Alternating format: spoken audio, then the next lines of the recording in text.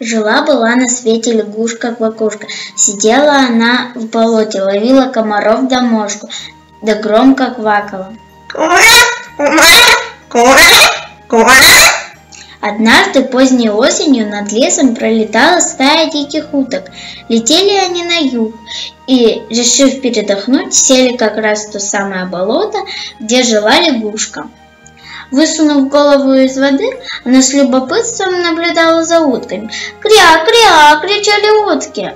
«Уже холодно становится! Скорее на юг! Скорее на юг!» Ква-ква!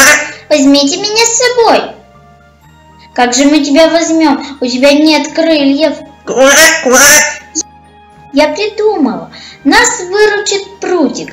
Нужно только, чтобы вы не крякали, а я не квакала, и все будет превосходно!» Утки летели над лесами, полями, лугами, городами и селами. Люди смотрели и говорили друг другу: «Смотрите, смотрите, утки лягушку несут! И кто это придумал такую хитрую штуку?» Тут лягушка не выдержала и закричала: «Это я! Я!»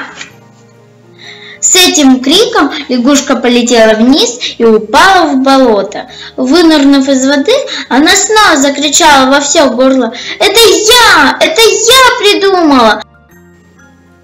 Долго еще хвасталась наша путешественница своей историей.